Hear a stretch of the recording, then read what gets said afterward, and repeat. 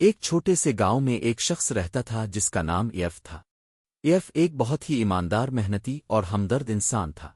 گاؤں میں اس کی بڑی عزت تھی کیونکہ وہ ہمیشہ دوسروں کی مدد کے لیے تیار رہتا تھا۔ اس کی زندگی کا مقصد صرف اپنی اور اپنے گھر والوں کی خوشی نہیں تھا، بلکہ وہ ہر کسی کی مدد کرنا چاہتا تھا، چاہے وہ چھوٹی مدد ہو یا بڑی۔ اس کا دل بہت بڑا تھا اور اس کی ہر بات میں سچائی اور محبت جھلکتی تھی۔ ایف کا چھوٹا سا گھر تھا جس میں وہ اپنے والدین اور چھوٹے بھائی کے ساتھ رہتا تھا۔ وہ کھیتوں میں محنت کرتا اور روزگار کے لیے دن رات کام کرتا، مگر اس کی طبیعت میں ایک خاص بات تھی کہ وہ کسی کو تکلیف میں دیکھتا تو فوراً مدد کے لیے پہنچ جاتا۔ ایف کا یہ جذبہ گاؤں کے لوگوں کے لیے ایک مثال بن چکا تھا۔ گاؤں والے جانتے تھے کہ اگر کسی کو مدد کی ضرورت ہو تو ایف ہمیشہ ان کے قریب ہوتا تھا۔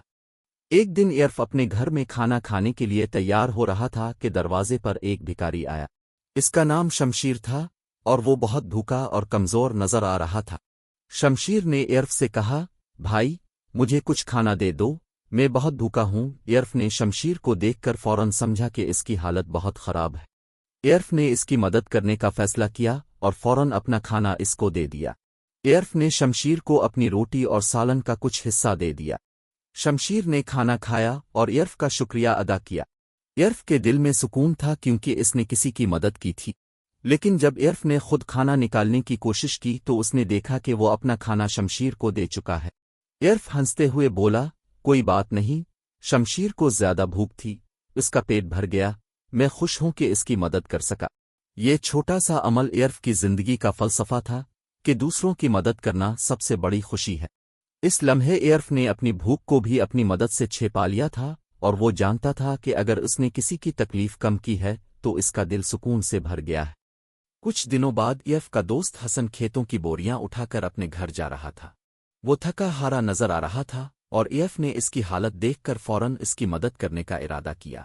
ایف نے حسن سے کہا، بھائی کیا میں تمہاری بوریاں اٹھا کر تمہارے گھر تک پہنچا سکتا ہوں؟ حسن نے شکریہ ادا کیا اور ایف کی مدد قبول کی۔ ایف نے حسن کی بوریاں اٹھائیں اور اسے اس کے گھر تک پہنچا دیا۔ حسن نے دل سے ایف کا شکریہ ادا کیا اور کہا، بھائی تمہاری مدد نے میری مشکلات آسان کر دی ہیں۔ ایف کے دل میں خوشی تھی کیونکہ اس نے ایک دوست کی مدد کی تھی اور اسے احساس ہوا کہ دوسرے کی مدد کرنا انسان کی زندگی کا سب سے خوبصورت عمل ہے۔ ایک دن ایرف جب گاؤں کے راستے پر جا رہا تھا تو اس نے ایک افسوسناک منظر دیکھا۔ اس کے پڑوسی علی اپنی بیوی ثانیہ کو مار رہا تھا۔ ایرف نے فوراً وہاں پہنچ کر علی سے کہا، علی بھائی تم اپنی بیوی کو کیوں مار رہے ہو؟ یہ تمہارے لیے اور اس کے لیے بالکل غلط ہے۔ علی نے غصے میں آ کر کہا، تم کس حق سے میری زندگی میں دخل دے رہے ہو؟ تمہیں کیا حق ہے کہ تم میری بیوی کے بارے میں کچھ کہو؟ ایرف نے سمجھاتے ہوئے کہا، علی بھائی تمہیں اپنی بیوی کو عزت دینی چاہیے، وہ تمہاری ساتھی ہے، تمہاری زندگی کی سب سے اہم شریک، تمہاری بیوی کو تکلیف دینے کا تمہیں کوئی حق نہیں۔ علی نے ایرف کی باتوں کا مذاق اڑایا اور کہا، اگر مجھے پیسے نہیں ملیں گے تو میں اسے پھر ماروں گا۔ ایرف نے غصے میں آ کر کہا، اگر تم نے اپنی بیوی کو دوبارہ مارا تو میں تمہیں گاؤں کے سامنے لے آؤں گا۔ ایرف کی باتوں کا اثر علی پر ہوا اور وہ کچھ دیر کے لیے خاموش ہو گیا۔ ایرف نے اس کی حالت کو دیکھتے ہوئے کچھ پیسے دیے تاکہ وہ اپنی ضروریات پوری کر سکے اور بیوی کو مزید تکلیف دینے سے بچ سکے۔ ایرف نے گاؤں کے لوگوں سے کہا، ہم سب کو ایک دوسرے کی مدد کرنی چاہیے اور کسی کے ساتھ ظلم نہیں کرنا چاہیے۔ گاؤں والوں نے ایرف کی ہمت کی داد دی اور اس کے فیصلے کو سراہا۔ ایرف کی ایمانداری اور اس کی مدد کے جذبے نے گاؤں والوں کے دلوں میں ایک خاص جگہ بنائی۔ گاؤں کے لوگ ایرف کو ایک نیا سرپنچ بنانے کی تجویز دینے لگے کیونکہ انہوں نے محسوس کیا کہ ایرف ایماندار، ہمدرد اور محنتی انسان ہے۔ ایرف نے یہ منصب قبول کیا کیونکہ وہ جانتا تھا کہ اس کی ایمانداری اور محنت سے گاؤں کی حالت بہتر ہو سکتی ہے۔ لیکن گاؤں کے سابق سرپنچ راجب کو یہ بات پسند نہیں آئی۔ راجب ایک چال باز اور خود غرض شخص تھا اور وہ نہیں چاہتا تھا کہ ایرف اس کی جگہ لے۔ راجب نے گاؤں میں ایک دن راشن میں ملاوٹ کر دی تاکہ وہ اس سے فائدہ اٹھا سکے۔ ایرف نے فوراً اس کی سچائی کا پتہ چلایا اور گاؤں والوں کو آگاہ کیا۔ گاؤں والے ایرف کی ایمانداری سے متاثر ہوئے اور انہوں نے ایرف کو دوبارہ سرپنچ منتخب کر لیا۔ ایرف نے گاؤں کی حالت بہتر بنانے کے لیے بہت سے اقدامات کیے۔ اس نے گاؤں میں اسکول بنوائے، صحت کے مراکز قائم کیے اور صفائی کے کاموں کو بہتر بنایا۔